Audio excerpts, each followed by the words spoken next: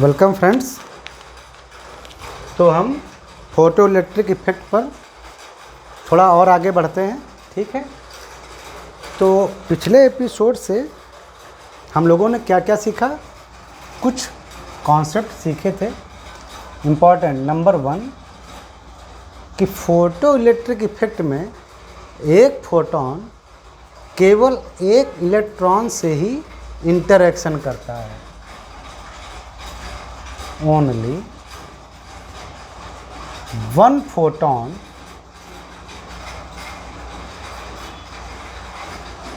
interacts with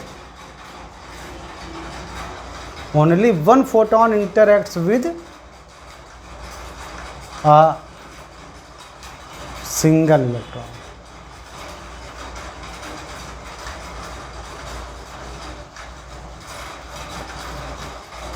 only one photon interacts with a single electron. एक single electron से केवल एक फोटॉन इंटरेक्ट करता है। और नंबर 2 फोटो इलेक्ट्रिक इफेक्ट हो, इसके लिए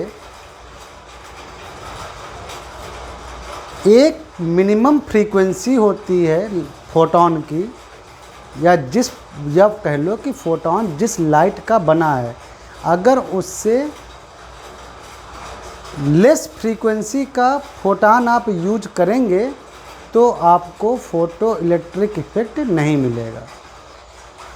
एक मिनिमम फ्रीक्वेंसी होनी चाहिए लाइट की, जो किसी स्पेसिफिक मेटल से इलेक्ट्रॉन निकाल सके। तो फोटो इलेक्ट्रिक इफ़ेक्ट हो, इसके लिए ज़रूरी है कि जो फ्रीक्वेंसी ऑफ लाइट है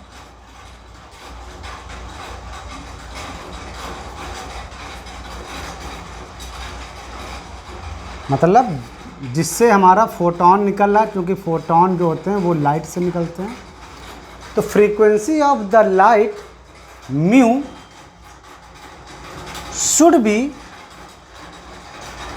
मस्ट बी, शुड नहीं मस्ट बी ग्रेटर देन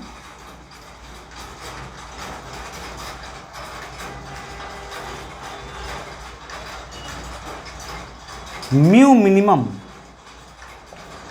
एक जो फोटॉन आ रहा है वो जिस लाइट से है, उसकी जो फ्रीक्वेंसी है वो एक मिनिमम फ्रीक्वेंसी से ज़्यादा होनी चाहिए। और वो जो मिनिमम फ्रीक्वेंसी होती है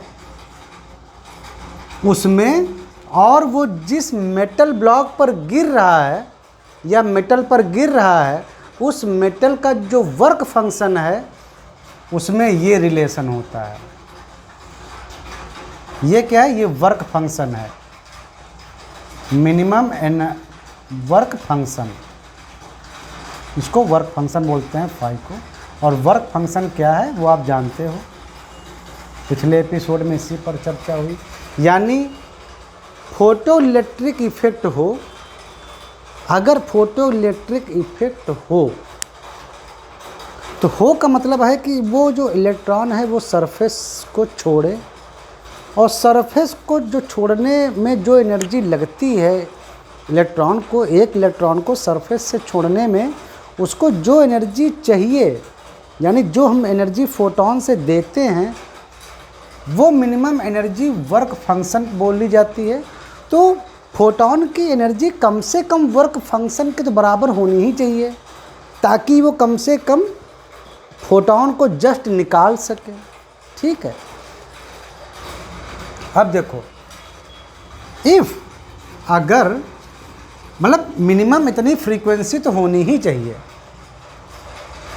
अगर फोटॉन जो गिर रहा है, जो उस पर फोटॉन अटैक कर रहा है, वो जिस लाइट का है, अगर उसकी फ्रीक्वेंसी मिनिमम से ज़्यादा हो तो ये तो अच्छी बात है, क्योंकि एच म्यू जो होगी वो एच म्यू मिनिमम से ज़्यादा होगी। क्योंकि फोटॉन की एनर्जी फ्रीक्वेंसी पर डिपेंड करती है।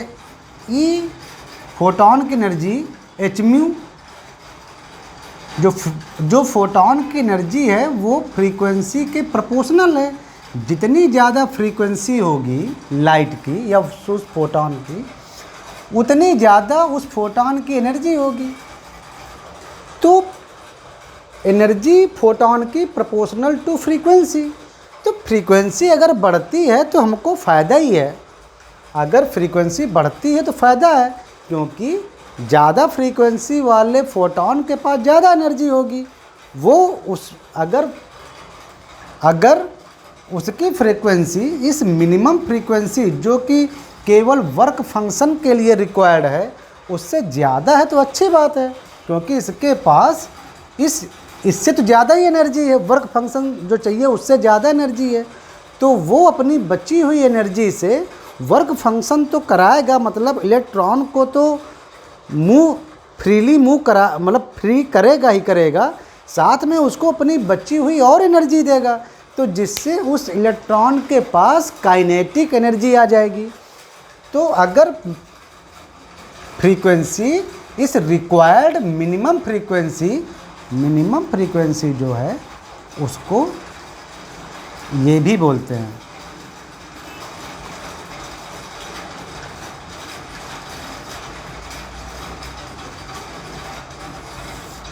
तो अगर हमारी फ्रीक्वेंसी इससे ज़्यादा है तो यानी गुड, अच्छी बात है। तो अब इलेक्ट्रॉन की जो टोटल एनर्जी है यानी एच म्यू, उसमें से वो कुछ पार्ट तो खर्च करेगा वर्क फंक्शन के लिए, और बाकी पार्ट एनर्जी का वो इलेक्ट्रॉन की काइनेटिक एनर्जी बढ़ाने के लिए खर्च कर देगा, लेकिन एक ही इलेक्ट्रॉन की, because one photon interacts with a single electron in photoelectric effect.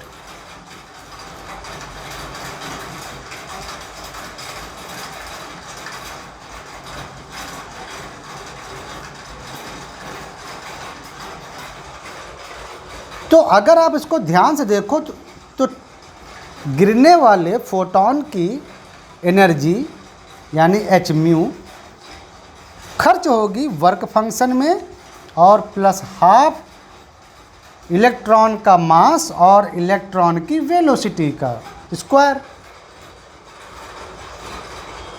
यही तो आएगा। इसमें लग रहा है एनर्जी इनकी ख़त्म हो गई है। तो इलेक्ट्रॉन जो गिरा जिसकी टोटल फ्रीक्वेंसी म्यू है, जो म्यू मिनिमम से ज़्यादा है, H work function mu minimum लिख सकते हो, phi equal to mu minimum, जानते हो ना, phi work function equal to H mu minimum और प्लस हाफ एम ई और वी स्क्वायर। इलेक्ट्रॉन का मास 9.1 10 पावर -31 किलोग्राम। यानी कि अगर हमारी फ्रीक्वेंसी जो लाइट की है, अगर म्यू मिनिमम यानी मिनिमम रिक्वायर्ड फ्रीक्वेंसी से ज़्यादा है तो ये अच्छी बात है। वो वर्क फंक्शन भी कर लेगा, मतलब वर्क फंक्शन के लिए भी एनर्जी दे देगा, यानी इलेक्ट्रॉन को सरफेस से फ्री भी करा लेगा, और बची हुई जो ज़्यादा एनर्जी है, कितनी बची हुई ज़्यादा एनर्जी कौन सी है, H mu minus mu minimum. भाई एच म्यू एनर्जी लेकर आया, उसमें से एच म्यू मिनिमम खर्च हो गई किस में, वर्क फंक्शन में, यानी इलेक्ट्रॉन को सरफेस से जस्ट फ्री करने में। तो बची हुई एनर्जी कितनी है ये, और ये वो लगाएगा इलेक्ट्रॉन की काइनेटिक एनर्जी बढ़ाने में। वही अगर इसको इधर ले आओ तो वही बात आएगी, तो अच्छी बात है। अगर ये फ्रीक्वेंसी मिनिमम से लेस होती, मान लो अगर वही बात कि अगर गिरने वाला फोटोन की फ्रीक्वेंसी रिक्वायर्ड मिनिमम से कम है तो वर्क फंक्शन के लिए ही उसके पास एनर्जी ना बचती। मतलब वो तो अपनी एनर्जी अगर उसकी एक रिक्वायर्ड मिनिमम फ्रीक्वेंसी से अगर लेस फ्रीक्वेंसी वाला फोटॉन की है उसकी एनर्जी, तो वो तो वर्क फंक्शन के लिए एनर्जी दे ही नहीं पाएगा, मतलब इलेक्ट्रॉन को ही नहीं फ्री करा पाएगा, उसको काइनेटिक एनर्जी देना तो दूर की बात है। तो कम से कम एक मिनिमम फ्रीक्वेंसी यानी cut off frequency, cut off मतलब उससे कम फ्रीक्वेंसी नहीं होनी चाहिए गिरने वाले फोटॉन की, नहीं तो फोटो इलेक्ट्रिक इफेक्ट ही नहीं होगा। ठीक है, आगे आओ। हमने पढ़ा कि only one photon interacts with a single electron in photoelectric effect. समझो,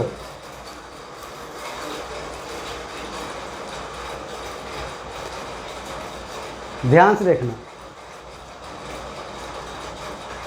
हमको एक इलेक्ट्रॉन को फ्री करने के लिए एनर्जी जो कि कही जाती है फाई यानी वर्क फंक्शन, मान लो है 4 इलेक्ट्रॉन वोल्ट।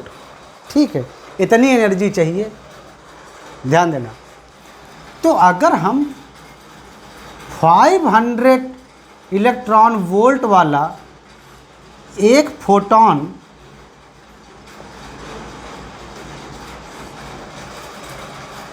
यूज करें तो क्या बहुत ढेर सारे इलेक्ट्रॉन निकलेंगे? भाई एक इलेक्ट्रॉन को फ्री कराने के लिए चाहिए 4 इलेक्ट्रॉन वोल्ट। मैंने सिर्फ एक फोटॉन इस्तेमाल किया, सिर्फ एक फोटॉन, और वो है 500 इलेक्ट्रॉन वोल्ट का पावर वाला, मतलब एक 500 इलेक्ट्रॉन वोल्ट एनर्जी वाला। तो क्या ये जो फोटॉन है क्या ये ढेर सारे इलेक्ट्रॉन निकाल पाएगा? बिल्कुल नहीं, नो, बिग नो। क्यों? क्योंकि एक फोटॉन केवल एक सिंगल इलेक्ट्रॉन से ही इंटरैक्ट करेगा। वो भले ही उसके पास इतनी एनर्जी हो, लेकिन वो अपनी बची हुई एनर्जी सिर्फ, यानी वो 500 इलेक्ट्रॉन वोल्ट में से 4 इलेक्ट्रॉन वोल्ट तो देगा एक इलेक्ट्रॉन को केवल फ्री करने में, और बाकी जो 496 इलेक्ट्रॉन है वोल्ट एनर्जी है, 496 इलेक्ट्रॉन वोल्ट एनर्जी वो केवल इस इलेक्ट्रॉन की काइनेटिक एनर्जी को इंक्रीज करने में लगा देगा। वो एनर्जी और इलेक्ट्रॉन्स में नहीं बांटेगा कि तुम सब लोग भी आज़ाद हो जाओ। नहीं नहीं नहीं नहीं, वो अपने उसी मित्र दोस्त जो उसका है एक इलेक्ट्रॉन, बस उसी से उसका संपर्क रहेगा, इधर उधर अपना प्यार नहीं बांटेगा।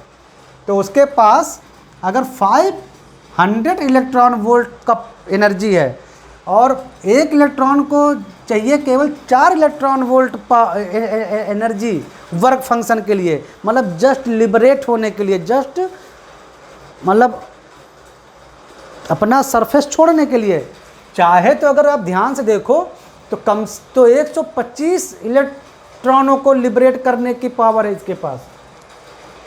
एक को 4 इलेक्ट्रॉन चाहिए ना, एक इलेक्ट्रॉन को आज़ाद होने के लिए 4 इलेक्ट्रॉन वोल्ट एनर्जी चाहिए।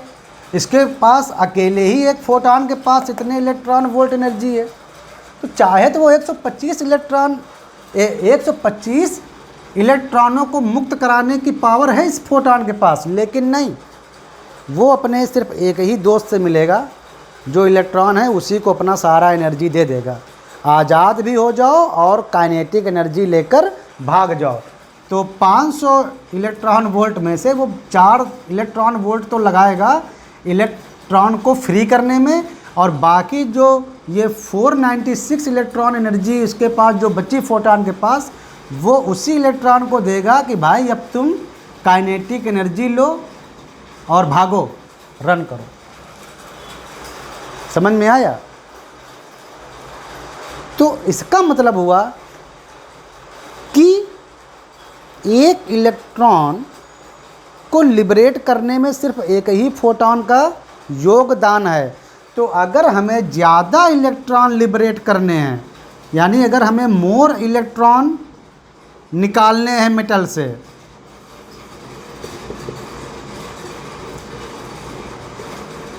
अगर हमें ज़्यादा इलेक्ट्रॉन निकालने हैं, मोर इलेक्ट्रॉन लिबरेट कराने हैं, तो हमको मोर फोटोन चाहिए, भले ही उनकी एनर्जी थोड़ी हो।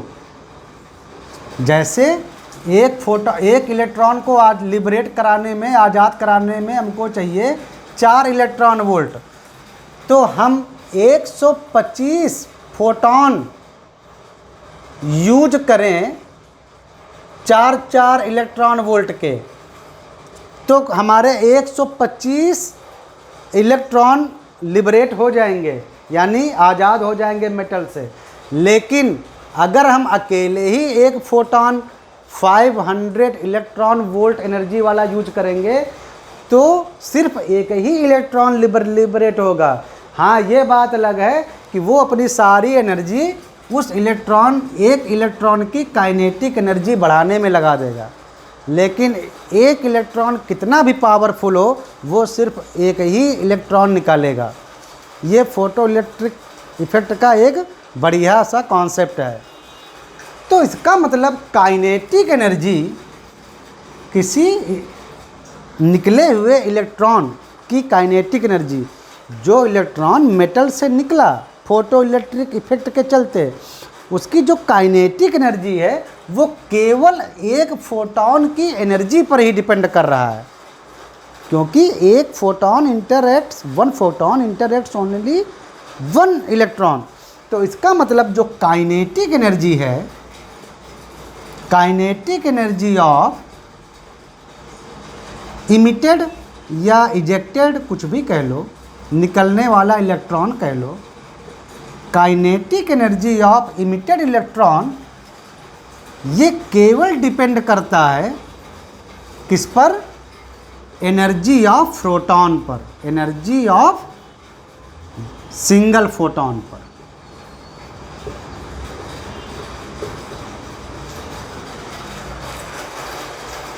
यानी फोटोन की एनर्जी मतलब hν, यानी केवल फ्रीक्वेंसी पर। तो kinetic energy of the electron, emitted electron, depends on the only frequency of the photon. आप फ्रीक्वेंसी बढ़ाओ, जो फोटोन है जो गिर रहा है उसकी एनर्जी बढ़ाओ, तभी वो सिर्फ एक इलेक्ट्रॉन से इंटरैक्ट करेगा, सारी एनर्जी एक ही को दे देगा। उसमें से कुछ उसको खर्च हो जाएगी एज ए वर्क फंक्शन, यानी उसको आज़ाद कराने में, और बाकी जो फोटोन की एनर्जी है वो इलेक्ट्रॉन को दे देगी काइनेटिक एनर्जी। तो काइनेटिक एनर्जी केवल जो फोटोन गिर रहा है उसकी एनर्जी पर डिपेंड करता है। Kinetic energy of emitted electron depends only energy of single photon, यानी डिपेंड्स ओनली फ्रीक्वेंसी, फ्रीक्वेंसी पर डिपेंड करेगा। आप ढेर सारे कम एनर्जी के फोटोन यूज करोगे, उससे उसकी काइनेटिक एनर्जी बढ़ने वाली नहीं है। और अगर आपको ज़्यादा इलेक्ट्रॉन लिबरेट कराने हैं, ज़्यादा इलेक्ट्रॉन निकालने हैं, तो भाई नंबर ज़्यादा रखो फोटॉन्स की, और उनमें भी हर एक फोटोन की एनर्जी ऐसी होनी चाहिए कि उसकी जो फ्रीक्वेंसी है मिनिमम रिक्वायर्ड फ्रीक्वेंसी से ज़्यादा ही हो। मतलब हर एक फोटोन की एनर्जी वर्क फंक्शन या इससे ज़्यादा ही हो। ये तो पहली शर्त है कि फोटो इलेक्ट्रिक इफेक्ट कराना है तो उस इलेक्ट्रॉन की जो मिनिमम एनर्जी है वो वर्क फंक्शन के इक्वल होना चाहिए, ठीक है। तो उतनी तो हो ही हो, और अगर आपको ज़्यादा इलेक्ट्रॉन लिबरेट कराने हैं तो उतनी मिनिमम एनर्जी वाले फोटोन अगर हो भी तब तो उनकी नंबर ज़्यादा होने चाहिए। एक ही इलेक्ट्रॉन, एक ही फोटोन को सारे एनर्जी दे दोगे ना तो वो केवल एक ही इलेक्ट्रॉन निकालेगा, बस उसकी काइनेटिक एनर्जी हाई कर देगा। ये बात हमेशा याद रखना।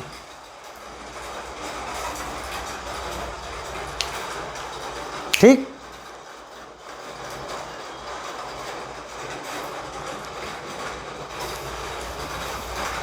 ये फंडा समझ में आया ना पूरा। तो आगे देखते हैं।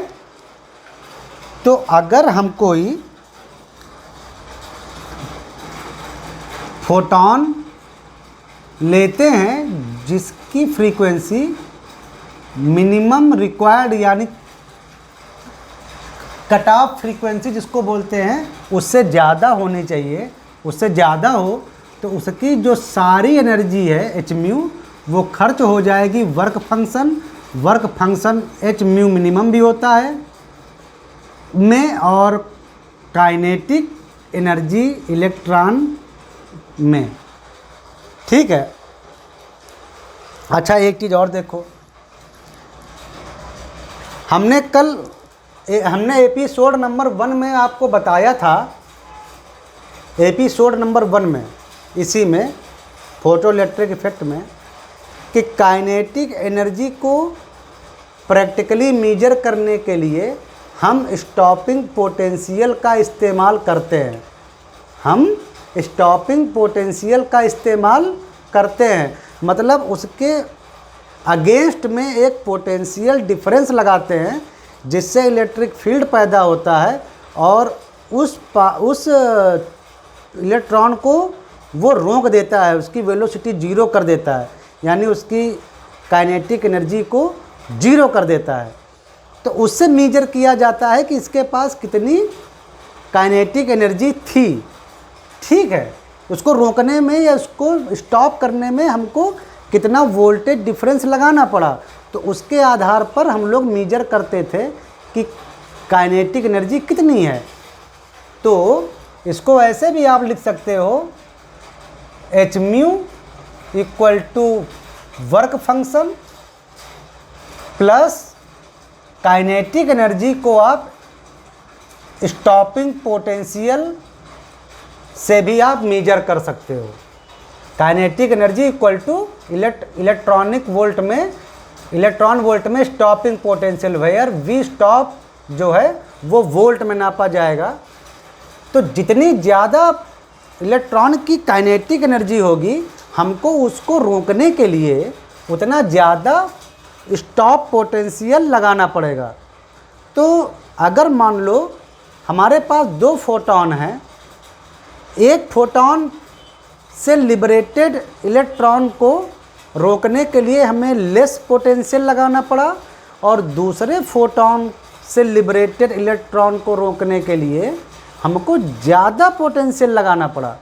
तो इसका मतलब कि जो दूसरा जो फोटॉन है उसने जो इलेक्ट्रॉन निकाला उसकी काइनेटिक एनर्जी ज़्यादा है, उसकी काइनेटिक एनर्जी ज़्यादा है। इसका मतलब कि दूसरे वाले फोटॉन की फ्रीक्वेंसी ज़्यादा थी, तो ज़्यादा फ्रीक्वेंसी वाला फोटॉन ज़्यादा काइनेटिक, जिसकी फ्रीक्वेंसी जिस फोटॉन की ज़्यादा होगी वो ज़्यादा काइनेटिक एनर्जी वाला इलेक्ट्रॉन निकालेगा। यहाँ से समझ में आ रहा है ना भाई, उसकी जिसकी फ्रीक्वेंसी ज़्यादा है जिस फोटॉन की उसकी टोटल एनर्जी ज़्यादा होगी, उसमें से कुछ पार्ट तो वो खर्च कर देगा केवल वर्क फंक्शन में, लेकिन बाकी पार्ट तो वो इलेक्ट्रॉन की काइनेटिक एनर्जी बढ़ाने में लगाएगा ना।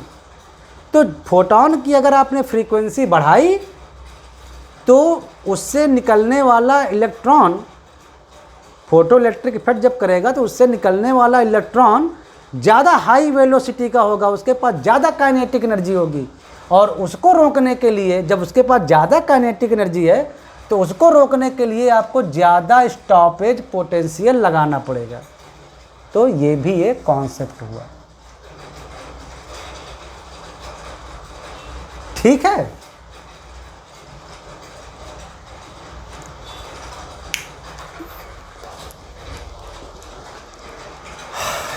यहाँ पे थोड़ा देखो इतने जगह में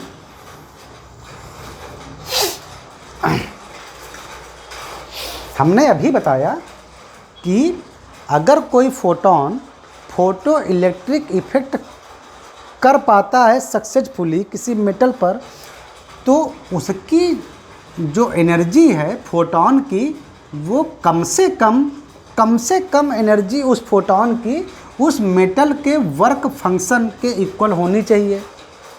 वर्क फंक्शन मतलब जस्ट इलेक्ट्रॉन को फ्री करा पाए इतनी तो एनर्जी होनी चाहिए, भले ही उसको काइनेटिक एनर्जी ना दे पाए। तो फोटॉन की मिनिमम एनर्जी वर्क फंक्शन के इक्वल तो होनी चाहिए, यानी उसके पास एक मिनिमम फ्रीक्वेंसी वाली लाइट का वो होना चाहिए फोटोन। ठीक है, ये तो आप जान गए। देखो, फोटोन की स्पीड उसकी फ्रीक्वेंसी और उसकी वेवलेंथ में ये रिलेशन होता है, लाइट की वेवलेंथ में, जिस लाइट का वो फोटोन है। तो लाइट c स्पीड से चलती है तो c इक्वल टू म्यू लेंडा, यानी अगर म्यू मिनिमम है तो इसका मतलब करस्पॉन्डिंग जो लेमडा यानी वेवलेंथ होगी वो मैक्सिमम होगी, क्योंकि ये तो कांस्टेंट है, ये तो स्पीड ऑफ लाइट है। यानी इसका मतलब ये हुआ कि अगर हमको फोटो इलेक्ट्रिक इफेक्ट कराना है, अगर हमको किसी मेटल से फोटो इलेक्ट्रिक इफेक्ट कराना है, तो जो हम लाइट यूज करें उसके फोटोन की मिनिमम एनर्जी कितनी होनी चाहिए? मिनिमम एनर्जी कम से कम वर्क फंक्शन के इक्वल होनी चाहिए। अरे ना भगा पाए तो कम से कम लिबरेट करा दे, इलेक्ट्रॉन को फ्री तो करा ले सरफेस से, और वो होनी चाहिए h म्यू मिनिमम। यानी बेटर है कि फ्रीक्वेंसी फोटोन की इस मिनिमम फ्रीक्वेंसी से ज़्यादा हो, ताकि वो वर्क फंक्शन तो करा पाए, साथ में कुछ काइनेटिक एनर्जी भी दे पाए। अब उसको अगर फ्रीक्वेंसी के टर्म में ना देखो तो ऐसे भी देख सकते हो कि जब मिनिमम है तो करस्पॉन्डिंग लेमडा मैक्सिमम होगा, यानी ई मिनिमम फोटोन की मिनिमम एनर्जी वर्क फंक्शन के इक्वल होनी चाहिए। अगर वही बात जो हम अभी, लेकिन यहाँ पर कुछ हम और लिखेंगे, hc बाई लेमडा मैक्सिमम, यानी कि बेटर है कि उस लाइट के फोटोन जिससे कि वो फोटोन आ रहा है उसकी जो वेवलेंथ है वो लेमडा इस मैक्सिमम लिमिट से लेस हो, क्योंकि अगर फ्रीक्वेंसी मिनिमम है तो करस्पॉन्डिंग वेवलेंथ मैक्सिमम होगी। तो एक मैक्सिमम वेवलेंथ जिसको हम बोल सकते हैं ये कट ऑफ वेवलेंथ, तो कट ऑफ वेवलेंथ से उसकी वेवलेंथ कम होनी चाहिए फोटोन की जो वेवलेंथ है वो कट ऑफ वेवलेंथ से कम होनी चाहिए, या कह सकते हो इन द बेटर सेंस कि फोटोन जिस लाइट का बना है उस लाइट की वेवलेंथ इस मैक्सिमम लिमिट से कमी होनी चाहिए। ठीक है, ज़्यादा अगर उसका वेवलेंथ इस लिमिट से ज़्यादा चला गया तो उसके पास जो एनर्जी होगी वो वर्क फंक्शन से भी कम होगी, तो वो इलेक्ट्रॉन को फ्री भी नहीं करा पाएगा। और यही बात अगर हम फ्रीक्वेंसी के टर्म में बोलें तो हम कह सकते हैं कि फोटोन जिस लाइट का बना हुआ है उसकी फ्रीक्वेंसी इस मिनिमम से ज़्यादा ही होनी चाहिए, या तो इसके इक्वल हो या तो फ्रीक्वेंसी अगर इससे ज़्यादा है तो बढ़िया चीज़ है। अगर मिनिमम फ्रीक्वेंसी के इक्वल है तो केवल वर्क फंक्शन कराने पाएगा, यानी जस्ट केवल वो लिबरेट करेगा। वर्क फंक्शन के इक्वल एनर्जी है ना, तो जस्ट इलेक्ट्रॉन को लिबरेट करने की उसमें शक्ति होगी। लेकिन अगर उसकी फ्रीक्वेंसी इस मिनिमम फ्रीक्वेंसी से ज़्यादा है तो यानी उसके पास और एनर्जी आ गई है, तो वो इलेक्ट्रॉन को लिबरेट भी करेगा, यानी अपनी कुछ energy as a work function देगा, और बाकी जो एक्स्ट्रा एनर्जी है वो इलेक्ट्रॉन की काइनेटिक एनर्जी में खर्च करेगा, उसकी स्पीड बढ़ा देगा। तो ये चीज़ें ये तो बहुत ही इंपॉर्टेंट चीज़ है। Only one photon interacts with a single electron in photoelectric effect. ये बिल्कुल ध्यान में रखो।